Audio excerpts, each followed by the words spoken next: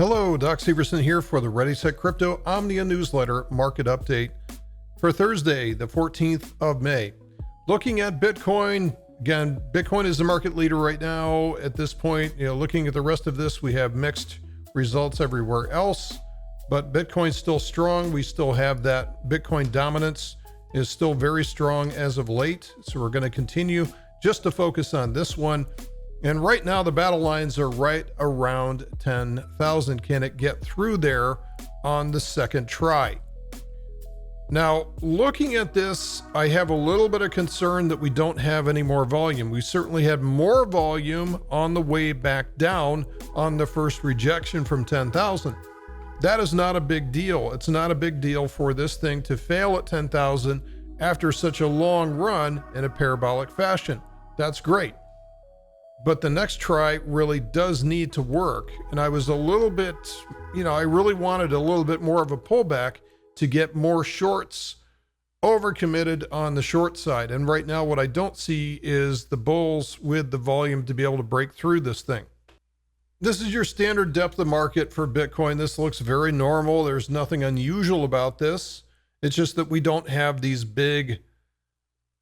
we just don't have enough demand right now to push this thing through and get the shorts to cover, which is the squeeze that we need to push this thing through.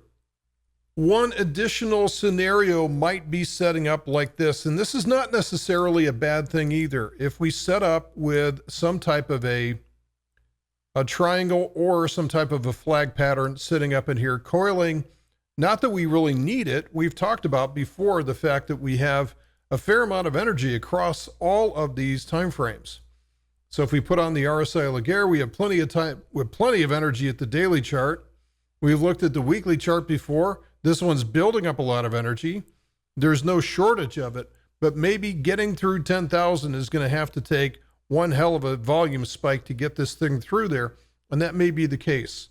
So really, there's two scenarios here. One would be that we were able to break through this, but it's got to break through on massive volume. And right now it's not there.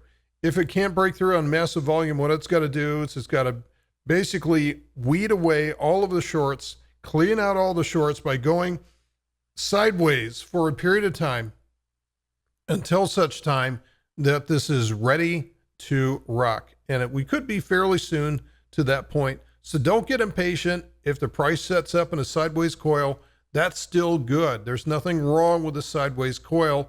It's building up energy, getting ready to break. And all it's going to take is one little catalyst, and that thing will break to 10,000 and start to run. Now, the secondary, I don't want to become so blinded to this that I've got my bull-colored glasses on. If this sets up with a lower high, this could be a bad signal that we're heading back down here again.